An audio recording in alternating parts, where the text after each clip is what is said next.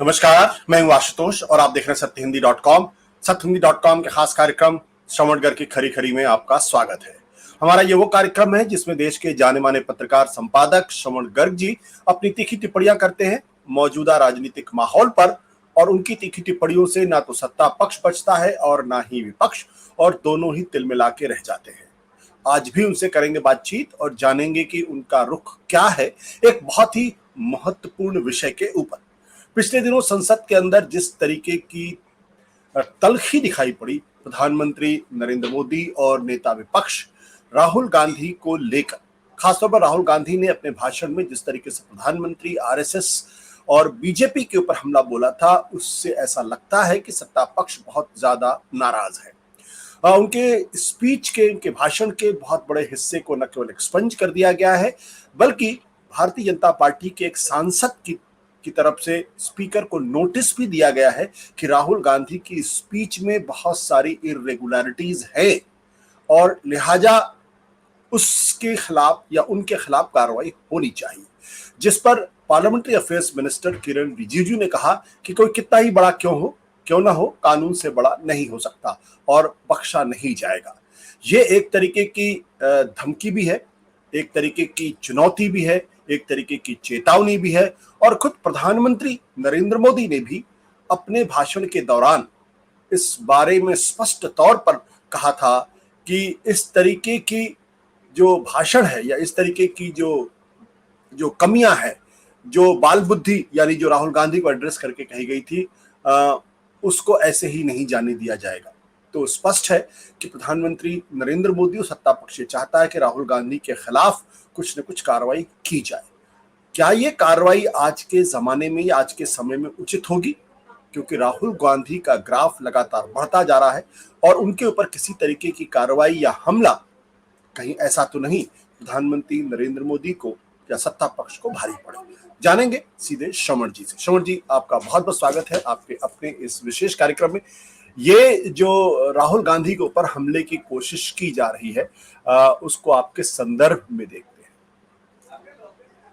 देखिए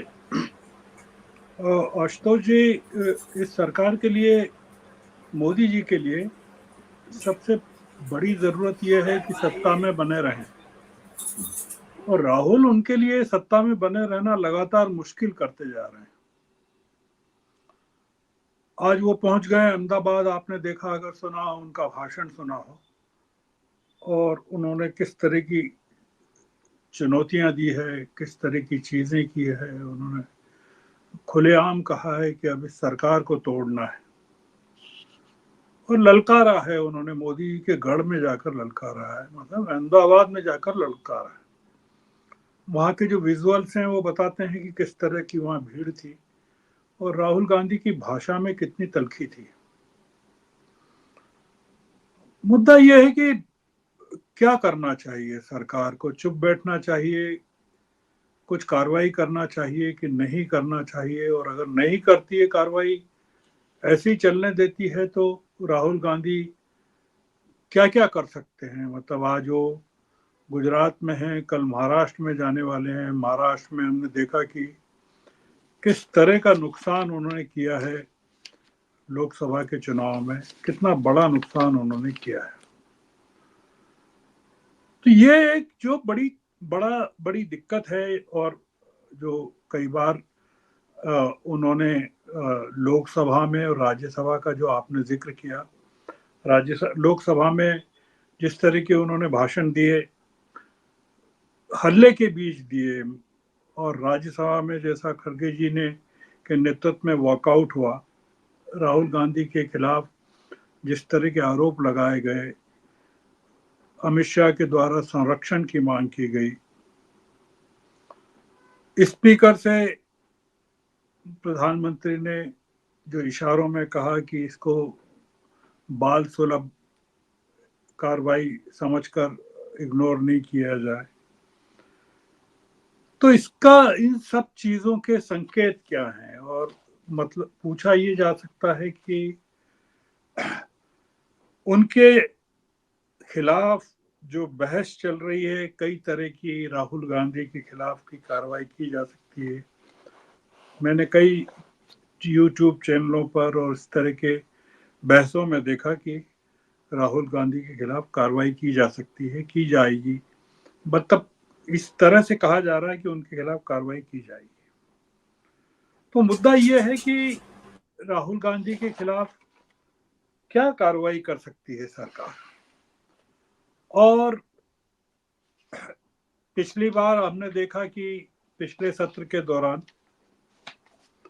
जिस तरह की कार्रवाई की गई, उनको संसद से निष्कासित किया गया, उनके खिलाफ डिफेमेशन का जो मामला था वो चलाया गया, गुजरात की अदालतों में जिस तरह की घटनाएं हुई, उनका मकान खाली करवाया गया। तो उन सब चीज़ों में सरकार को सफलता नहीं मिली और उसका जो परिणाम हमने देखा, जो लोकसभा चुनाव में जिस तरह से सरकार को एक तरह की काफ़ी, मतलब आज अहमदाबाद में अपने भाषण में राहुल गांधी का जो मुख्य मुद्दा था वो यही था कि जो अयोध्या का आंदोलन था, जो वहाँ से शुरू हुआ था आडवाणी जी के नेतृत्व में, उसी अयोध्या में भारतीय जनता पार्टी हार गई। और राहुल गांधी ने वहाँ एक चीज़ और नई कही कि प्रधानमंत्री जी। अयोध्या से लड़ना चाहते थे और वहाँ 2-2 बार सर्वे करवाए गए, 3-3 बार सर्वे करवाए गए, और उनको ये बताया गया कि आप यहाँ से हार जाएंगे। उसके बाद वो वाराणसी में गए और वाराणसी में भी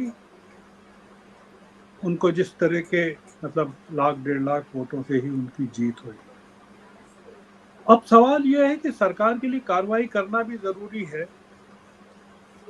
और वो नहीं करती है तो उसको बहुत बड़ा नुकसान भी हो सकता है। मतलब अगर चुप बैठ जाती है तो उसका एक मैसेज जनता में भी जाएगा कि सरकार डर गई है राहुल गांधी से। इतनी बड़ी पार्टी डर गई है जो अपने आप को दावा करती है कि बहुमत में आई है, उसको समर्थन है देश की जनता का। प्रधानमंत्री दावे के साथ कह रहे हैं कि एक बड़ा मैंडेट उनको मिला है।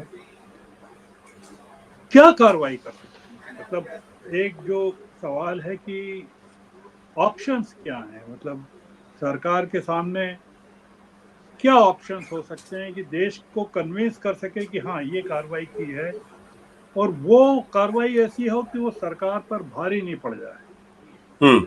तो मतलब जिसके पर्याप्त चांसेस हैं, और वो कार्रवाई, उस कार्रवाई में जितना विलंब होगा उतना ज्यादा सरकार को नुकसान होगा। मतलब एक मुद्दा ये भी है कि विलंब में नुकसान होगा कि विलंब में फायदा होगा, और सरकार धमकी दे रही है कि वास्तव में कुछ कार्रवाई करना चाहती है।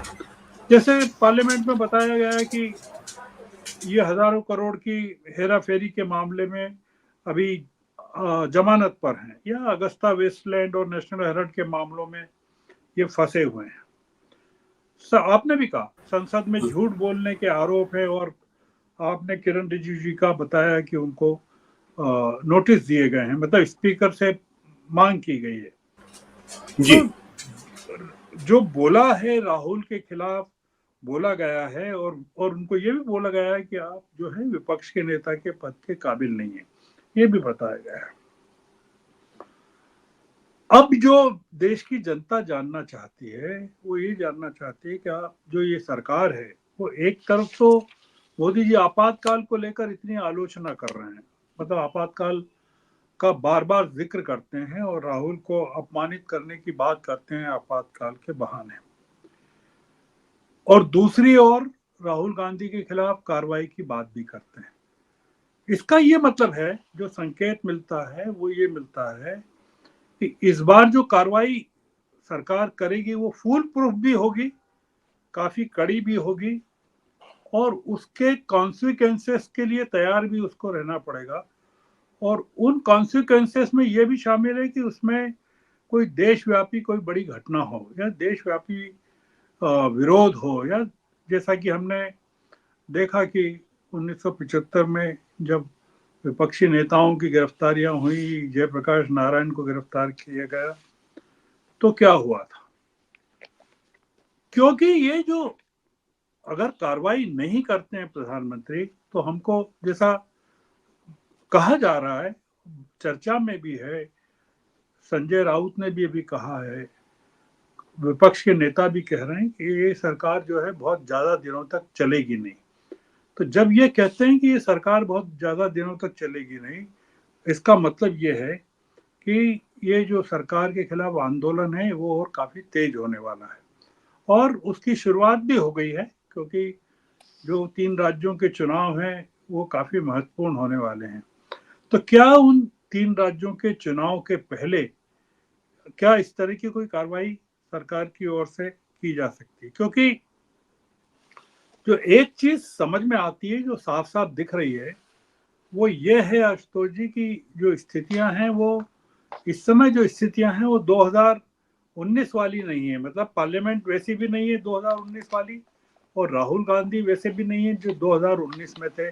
हमने देखा कि किस तरह से मतलब विजुअल दिखाए गए, और प्रधानमंत्री ने व्यंग्यपूर्ण तरीके से पार्लियामेंट में अपनी स्पीच में कहा भी कि गले मिले थे वो, उसका भी जिक्र किया, और आंख मारी थी उसका भी जिक्र किया।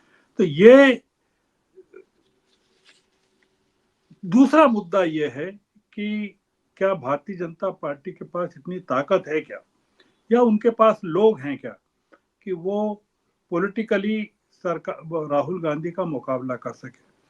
तो ये जो सरकार के पास पॉलिटिकली राहुल गांधी का मुकाबला करने के लिए जैसे जैसे सरकार कमजोर होती जाएगी, हमको जो डर लगता है वो ये है कि वो एक्स्ट्रा कॉन्स्टिट्यूशनल तरीकों का इस्तेमाल नहीं करे। क्योंकि अ, अब गुजरात से निकल के राहुल गांधी आने वाले दिनों में महाराष्ट्र जाने वाले हैं, और मैंने जिक्र किया था कि महाराष्ट्र में अलांजी से पंढरपुर की यात्रा निकलने वाली है, और हो सकता है कि राहुल गांधी उस यात्रा में भाग ले, और जी। सरकार उनको रोकने की कोशिश करे कि नहीं, हम सुरक्षा संबंधी कारणों से आपको उस यात्रा में भाग लेने की इजाजत नहीं दे सकते।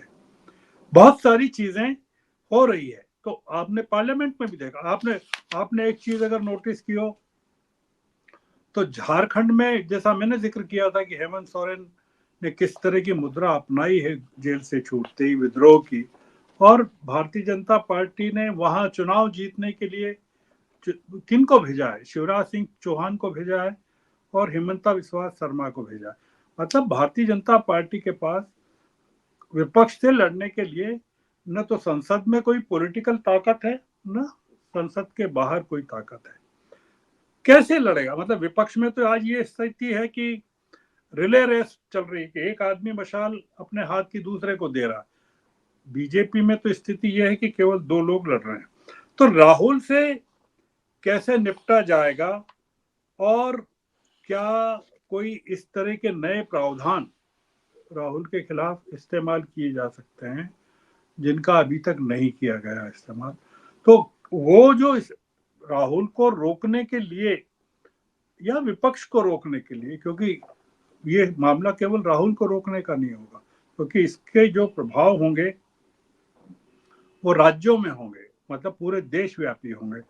तो क्या कर सकती है सरकार? मतलब जो लोगों में चर्चा है कि सरकार लोगों में या गोदी मीडिया में या गोदी चैनलों में या गोदी पत्रकारों में, और वैसे भी आम चर्चा ये है कि क्या सरकार इन चीजों को चलने देगी या नहीं चलने देगी।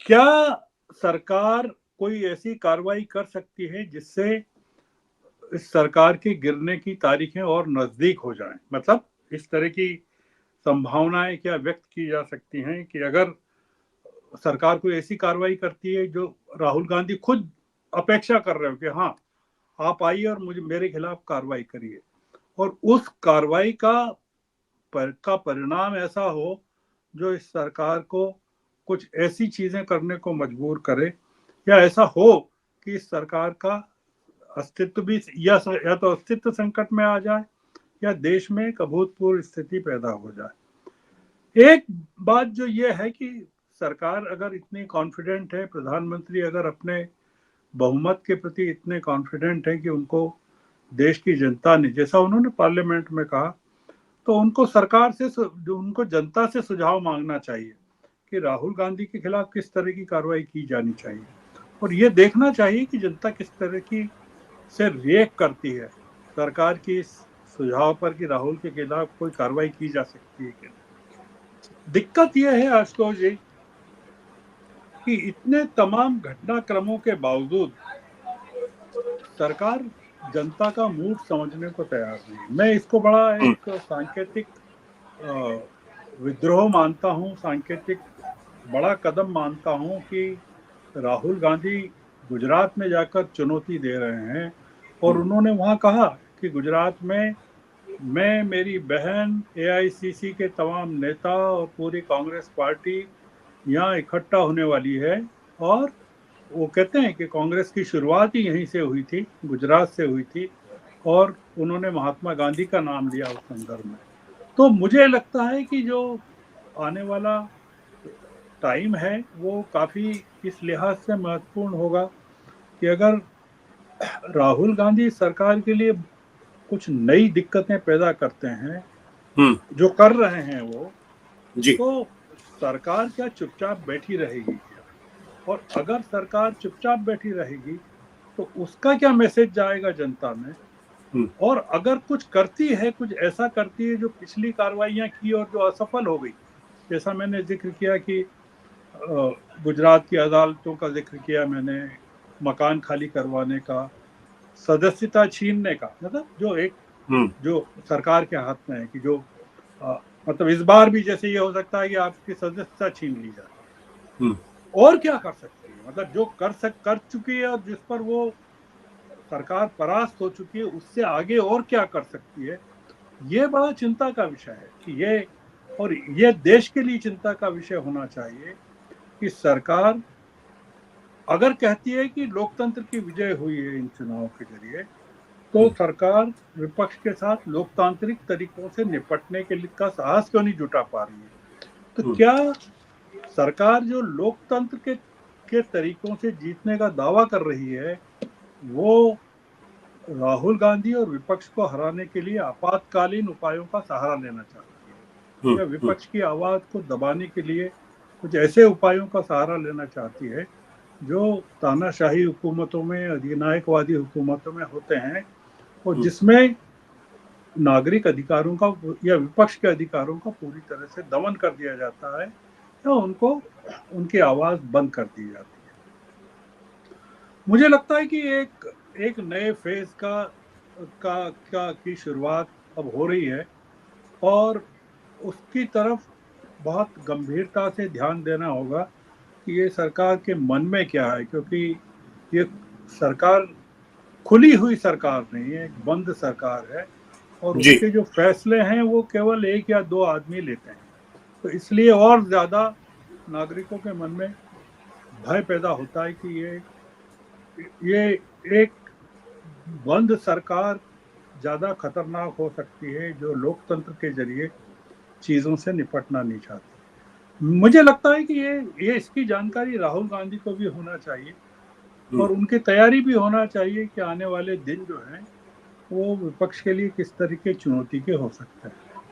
ये एक टॉपिक था जिस पर मुझे लगा कि बातचीत की जानी चाहिए, क्योंकि घटनाएं अब जो होंगी वो सूचना देकर नहीं होंगी, वो अचानक से होंगी। तो ये राहुल गांधी के खिलाफ कार्रवाई भी सूचना देकर नहीं होगी, वो बहुत, और आने वाले बजट सत्र के पहले अगर होती है तो उसके क्या कॉन्सिक्वेंसेस होंगे, और अगर नहीं होती है तो इस संसद सत्र के अनुभव के प्रकाश में बजट सत्र में क्या होगा उसकी भी हमको कल्पना करना चाहिए कि बजट सत्र में राहुल गांधी क्या करने वाले हैं और सरकार उस पर फिर किस तरह से रिएक्ट करेगी। काफी चीजें मुझे लगता है कि आने वाले दिनों में होने वाली है। जी, thank you sir, thank you.